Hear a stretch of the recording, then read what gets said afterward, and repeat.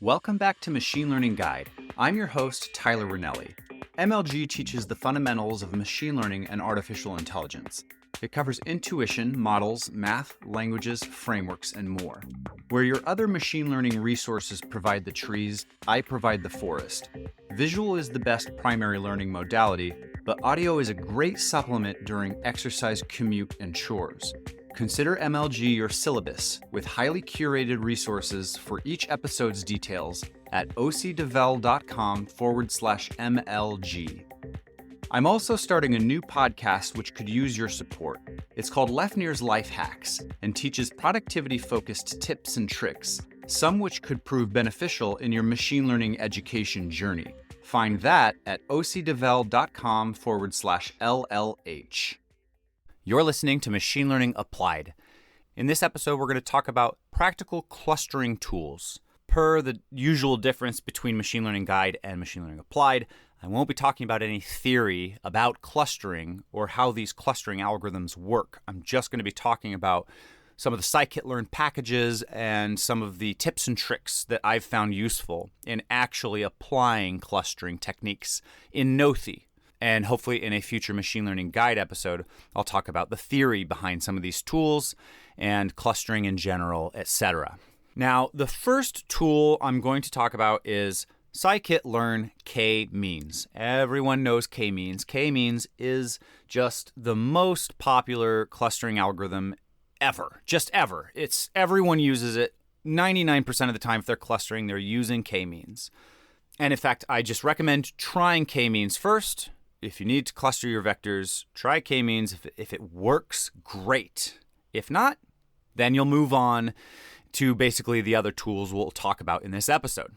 How does k-means work kind of generally in practice? We're not going to talk about theory. I don't want to talk about how these centroids move around and then the points shift and all these things. I want to talk about in practice, you will be using the scikit-learn clustering.k-means package, and you will specify upfront a number of clusters. So let's say you have 1,000 vectors. That's your matrix.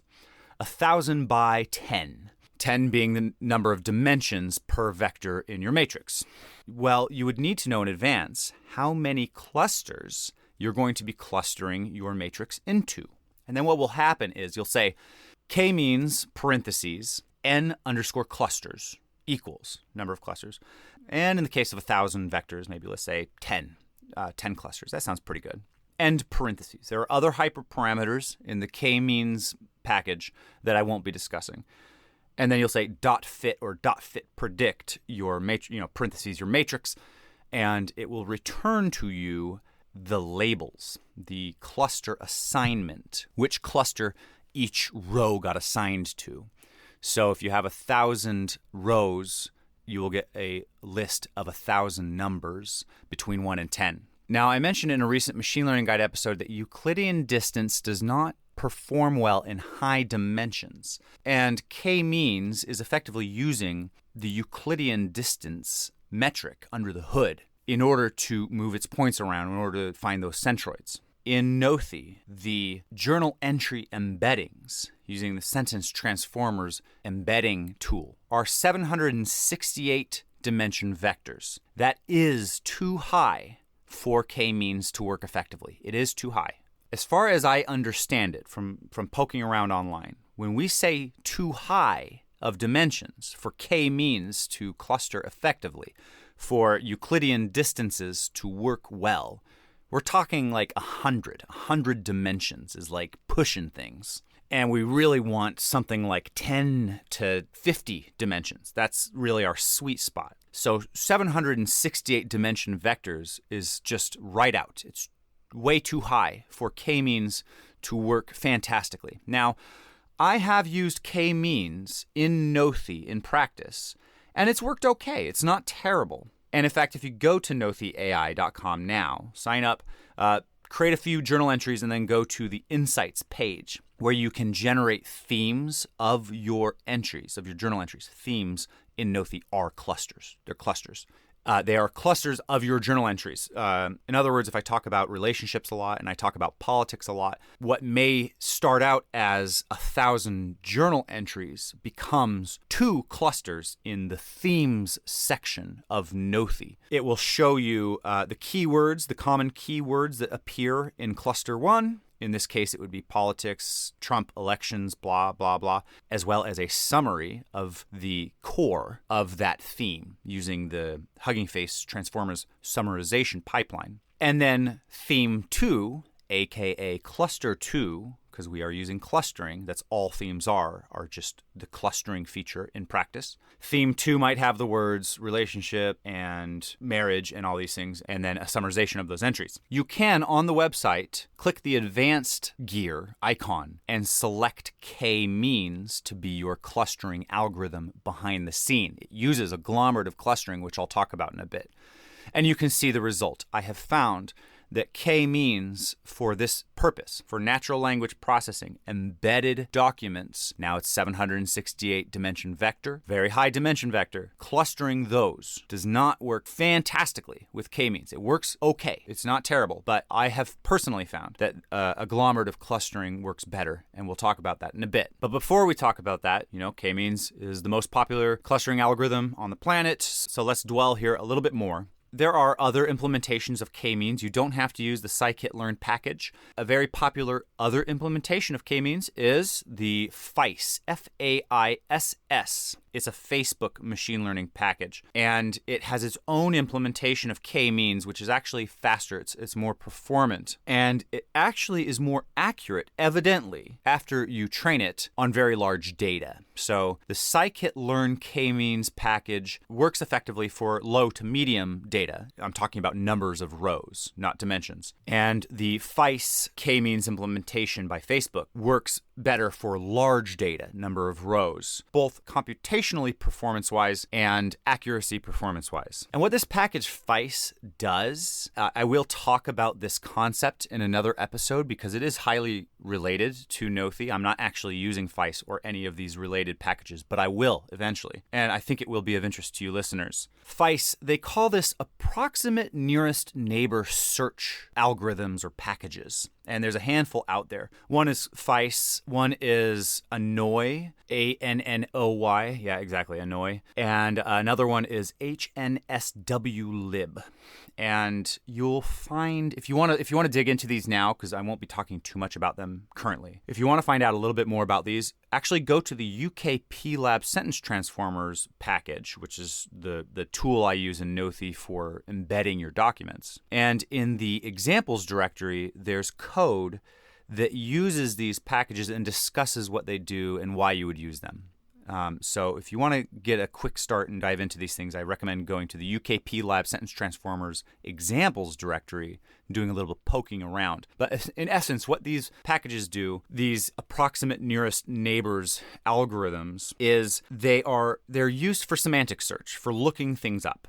Just like you would use cosine similarity, and I am using cosine similarity in Nothi, but it's for very, very, very large data sets, extremely large data sets, millions of rows. What these packages do, and let's just take Faiss for an example. Faiss creates an index, basically your database of document embeddings, an index of these documents. So you instantiate an index in Python code. Index equals Faiss.index, parentheses.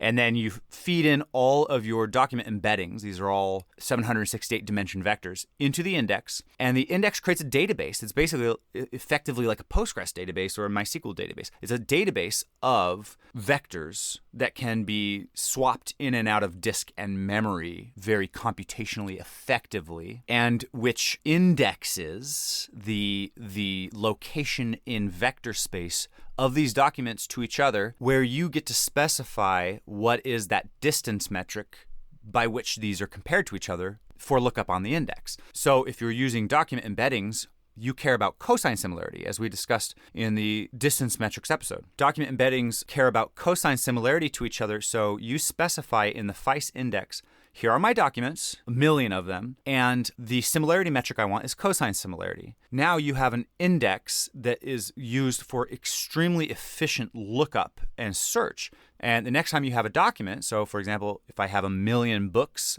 being my Faiss index, and now I have a new journal entry that I put on Nothi, I could say, find me the top 10 books matching this journal entry, and you just throw it into the Faiss index, and it returns to you 10 results, which, using the similarity metric that you specified, in this case being cosine, it's able to just project your journal entry into vector space, and these points, these books, are represented computationally efficiently, can be just pulled out really fast and easy. And the way this relates to k-means is that if you don't specify any distance metric, it's going to be using the Euclidean distance metric. Everything always uses Euclidean by default. Euclidean is just like the default distance metric of everything. And the default clusterer is the k-means algorithm, but Faiss's implementation of the k-means algorithm. So the Faiss package primary utility is this approximate nearest neighbor search, which allows you to do semantic search between vectors. You can very computational efficiently look up similar vectors to one that you pass it for very large data sets. But one of the side benefits of Faiss is that it uses its own implementation of the k-means algorithm under the hood in order to perform this process. It also exposes that k-means implementation to you as a developer,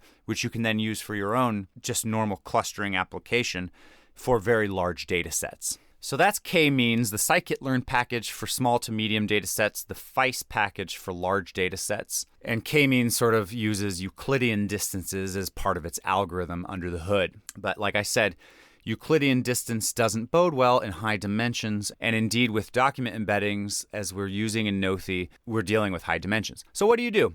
You have a couple of options. One thing you could do is dimensionality reduce your large vectors. And that will be a very near upcoming episode in Machine Learning Applied, is dimensionality reduction. There's all sorts of dimensionality reduction algorithms out there. One is PCA, principal component analysis. Another is SVD. Another is UMAP and TSNE. Now, TSNE is a little bit more commonly used for visualization purposes. But UMAP and TSNE both are what's called manifold embedders, and they can be used for dimensionality reducing your large vectors to very small dimension vectors. In the case of TSNE, 2 to 3 components, down from 768. And in the case of UMAP, you get to specify however many components. We won't talk about dimensionality reduction here. That'll be an upcoming episode. And I'm not using dimensionality reduction in Nothi. Instead, I'm using a different clustering algorithm which supports different similarity metrics for determining the clusters of your rows. And namely, as I mentioned in the similarity metrics episode, in NLP, cosine is almost always preferred over Euclidean distance anyway. It's not just that high dimensions don't perform as well. That's not the only reason we're not using k-means here. It's that in the case of NLP, Euclidean distance, which is sort of the driving force behind k-means, doesn't really make sense as a distance metric in semantic searching. Cosine is preferred. So k-means is pretty much kicked to the curb in this particular case of NLP. High dimensions, check. Euclidean, check. Move on. And the place that I ended up landing on is agglomerative clustering. I'm not going to spell it. It's a long word. Agglomerative. You can look it up in the show notes. Agglomerative clustering is a type of hierarchical clustering. It's a totally different style of clustering algorithm than the way k-means works. These hierarchical clustering algorithms, there's all sorts of different hierarchical clustering algorithms, and there are a lot of other clustering algorithms that aren't hierarchical necessarily as well. A few out there that I've seen commonly used are spectral clustering, mean shift, affinity propagation, and some other clustering algorithms that I won't discuss in this episode. I won't discuss the 3 that I just mentioned. But hierarchical clustering works totally different than the way k-means works. And hierarchical clustering algorithms are more friendly to using different similarity metrics under the hood for clustering your data. In our case, like I said, we want cosine. K-means doesn't use cosine. In fact, it doesn't even support cosine. And so in Nothi, we're using a type of hierarchical clustering algorithm called agglomerative clustering. I won't talk about how agglomerative clustering works mostly because I actually don't understand it that well. It just so happens to really work well for me in practice. And I've tried a handful of other hierarchical clustering algorithms. Agglomerative worked the best for me, so it's the one I'm going to go with. But I will say technically that the way it allows you to use the cosine metric is that it allows you to pass in a metric by name. So if you're to say scikit-learn.clustering.agglomerative parentheses, and number of clusters, you always got to say number of clusters in these scikit-learn clustering packages. So if we have 1,000 entries, maybe 10 clusters sounds good, comma, and then metric equals, and then you can specify a word. One which I believe supported is the word cosine. I may or may not be wrong about that. I'm not actually using that. I'm using a different one. The metric string that I'm using is called pre-computed. Pre-computed. And what that does is that it expects you not only to pass in the data, the rows that you're going to be clustering, but also another matrix. And that matrix is the distance of every row to every other row. Now, because we're comparing every row to every other row, what we end up having is what we call a square matrix. A square matrix is the same number of rows by columns. All of A by all of B. So there's a lot of repeated data, obviously, but that's what these hierarchical algorithms, which allow you to pass in a pre-computed distance matrix, expect is a matrix, not a list or a vector. M by M matrix, M being the number of rows in your data set. So you pre-compute the cosine similarity of every entry embedding by every other entry embedding. And what you get back is a square matrix of all the cosine similarities. And you pass that in to the agglomerative clustering constructor function. And then you call .fit transform on your entry embeddings. And what you get back is, again, a list of labels. The list length being the length of your list of entries, and the label values being any number in the range of the number of clusters that you specified, being 10 in this example. How do I compute the square matrix of the cosine distances from every entry embedding to every other entry embedding? You'll just have to go see that in the code. I'm using PyTorch to normalize all the vectors first and then compute the dot products, right? I mentioned that in the similarity metrics episode. The cosine similarity function can be approximated as the normalized dot products of two vectors. And the reason I do it that way, as PyTorch norm then dot product, is that it's actually really fast. You can do this on the GPU. Normalization and dot product are both two extremely fast, very first-class implementation, obvious linear algebra on a GPU kind of stuff. Whereas if you were to use one of the scikit-learn cosine distance functions like the pdist or cdist methods, it would be performed on the CPU and it would be slower. Okay, so that's the k-means algorithm, which uses Euclidean distance under the hood, compared to the agglomerative clustering algorithm, which is a type of hierarchical clustering algorithms, which allows you to specify whatever distance metric you want. And in our case, we're using the cosine similarity metric. We don't just tell it to use the cosine similarity metric for technical reasons using the string metric equals cosine. Instead, we pre-compute the cosine similarity into a square matrix of A by B cosine distances. And we do that by calculating the norm of every vector and their dot products against each other. Normed dot product is effectively cosine. Next, we're going to talk about DBSCAN and HDBSCAN, but before we do, I want to talk about finding the number of clusters to use in your clustering algorithm, because like I said, both k-means and agglomerative clustering expect you to pass in an n_clusters parameter, being the number of clusters you want to cluster your large data set down into. But how do you know in advance? You might actually know that there are 3 topics on this website, 3 news topics: politics, sports, and beauty, right? Those are the only three topics we talk about on this website. So no matter how many news articles we publish, if we're going to be using a clustering algorithm, we're going to cluster down to 3, and clusters equal 3. But it's very rarely the case that you know in advance the number of clusters you need for this clustering application. So there are automatic ways for finding the number of clusters. The first way is through what we call the elbow approach. Now, I can't show you this. We're in podcast format. It's a very visual thing. But what happens is there's a point at which you start getting diminishing returns in what we call inertia. We'll talk about that in a bit. And you can graph that on a graph, and you'll see that point. It's very crystal clear. What happens is you try every number of clusters up until you start getting diminishing returns. So we try 1,000 rows. Let's try clustering this into 1, okay? We get back what's called inertia. And we plot that point on a graph. And then we say, how about 2 clusters? We cluster those 1,000 rows into 2 clusters, and then we get back the inertia. We put that on a graph, and we keep going 3 clusters, 4 clusters, and so on. And what the graph ends up looking like is it's like this really steep fall, and then like a elbow, a point where there's just like an angle. It really stops falling, and then it kind of levels out and goes to the right, much more level. It's still decreasing, but much less rapidly. We call that the elbow.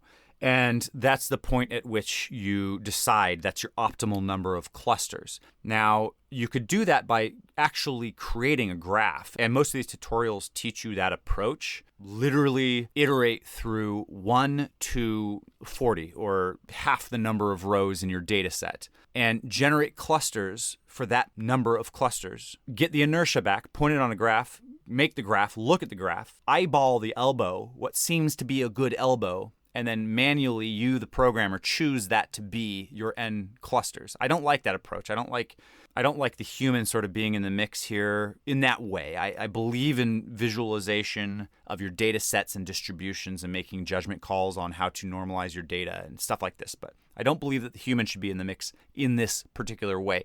I think this should be automated, and there is a package out there called KNEED, K-N-E-E-D, like knee instead of elbow, because if the kink in a graph is pointing concave up, we call that an elbow, and if it's concave down, we call that a knee. So they decided to go with knee instead of elbow. Maybe elbow was already used as a package. Knee with a D, K-N-E-E-D. And what the KNEED package does is it allows you to just automatically find the elbow or the knee. A handful of hyperparameters and which direction are we supposed to be pointing, concave up, convex down, blah, blah, blah. You specify those things, and then you give it the graph that would have otherwise been generated in visual output. You just give it those points, and it finds the knee for you automatically. Very handy utility. So need.kneeLocator, parentheses, your points and some hyperparameters, and it will find that elbow for you. But those points on the graph, inertia.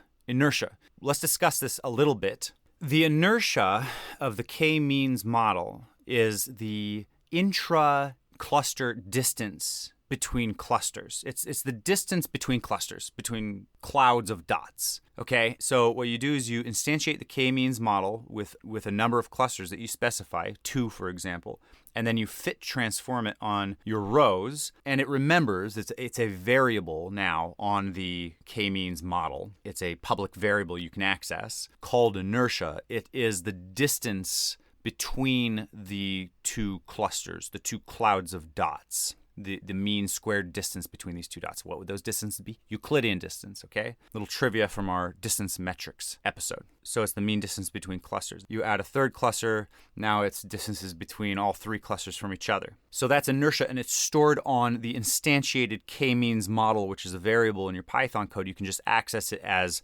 model.inertia, and it's just a number, and you just throw it into a list, and then you can pop that into your knee locator code, which will then find the elbow for you.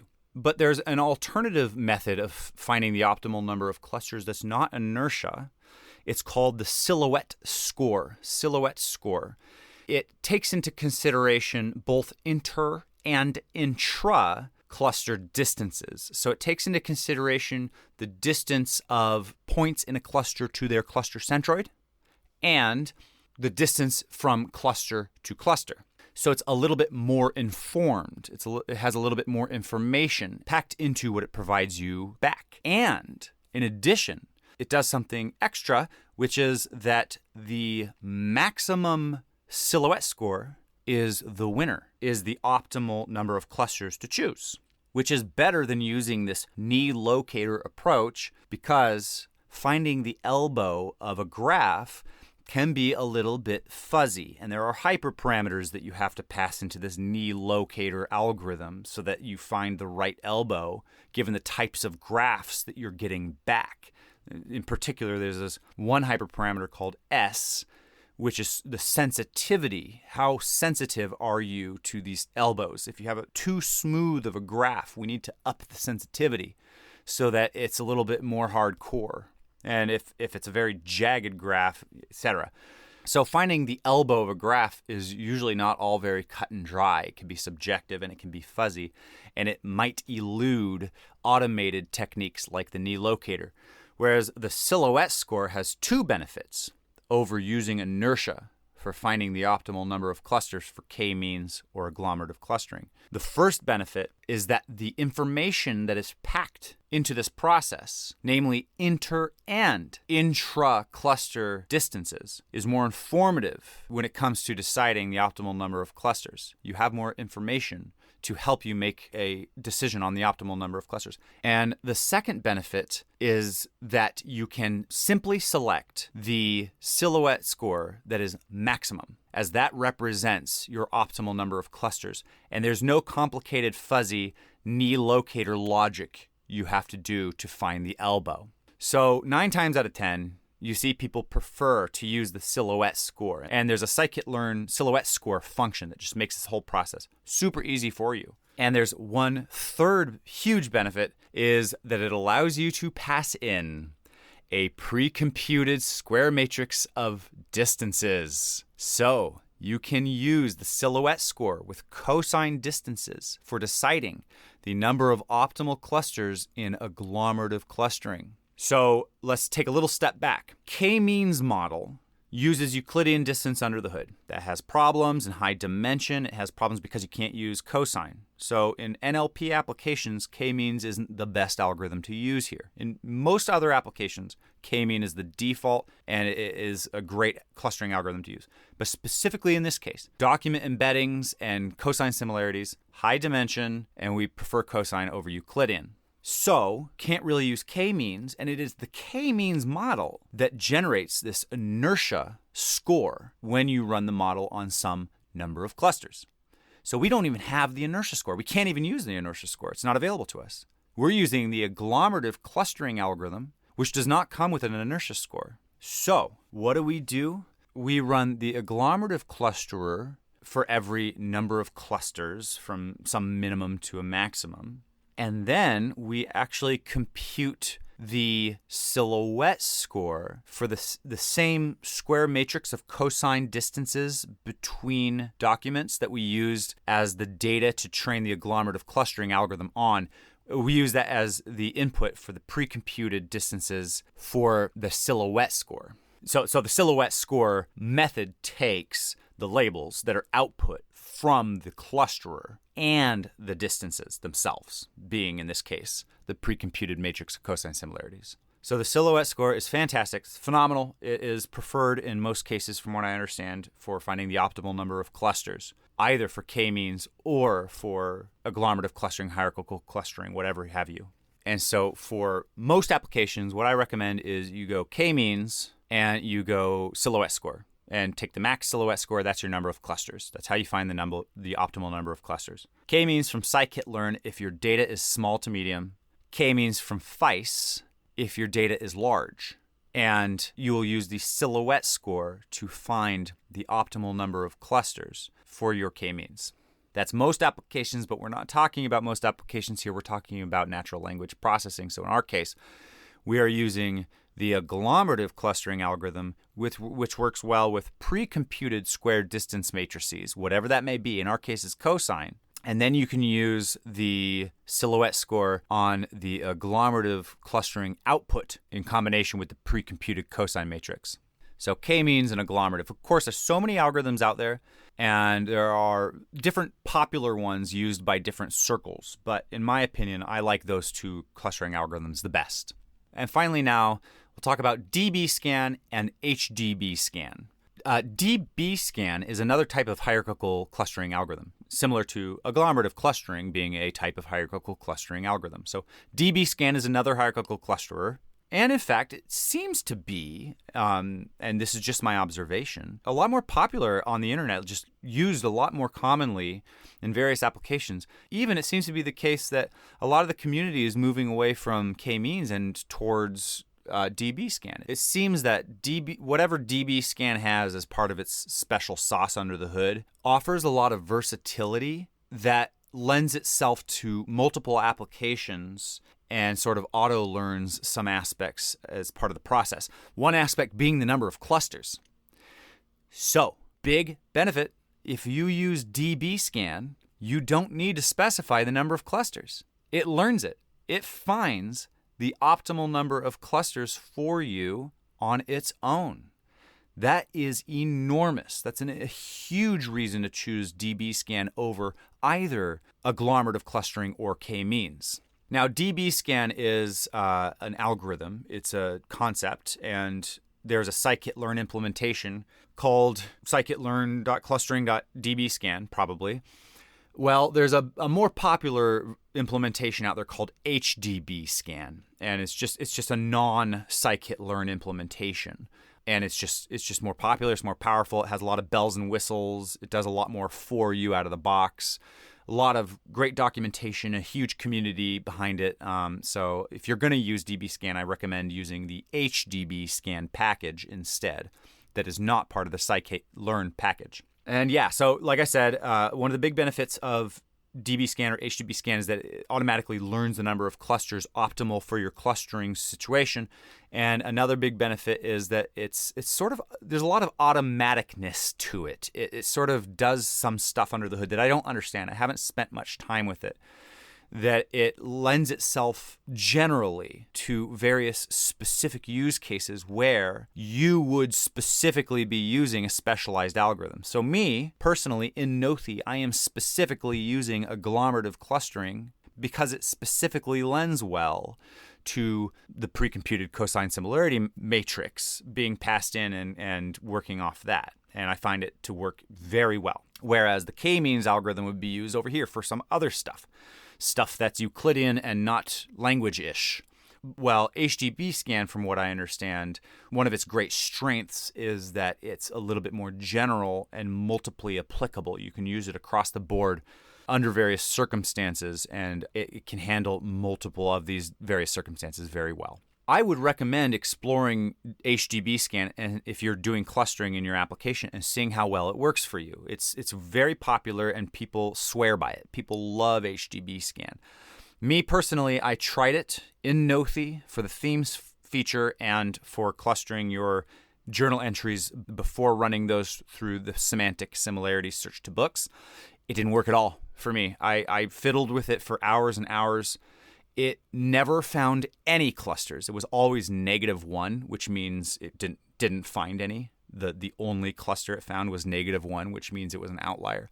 I don't know if it's just the data I'm using, the document embeddings, these 768 dimension vectors. I don't know if I need to normalize those in advance or if that's too high of dimensions of vectors. As far as I understand, another claim of HDBSCAN is it doesn't matter the dimension of vectors you're using. I could be wrong about that one, but it's supposed to be one of these like catch-all clustering algorithms that can basically handle anything. But it was not able to handle my data. It was not able to handle these document embeddings whatsoever. Neither DBSCAN from scikit-learn nor HDBSCAN, the standalone package. With all the fiddling of hyperparameters and dimensionality reducing my vectors and all these things, I couldn't get it working whatsoever. So I just moved on. I had agglomerative clustering was working just fine for me, so I stuck to my guns. So I'm not using it, but I do recommend you try it because people swear by it.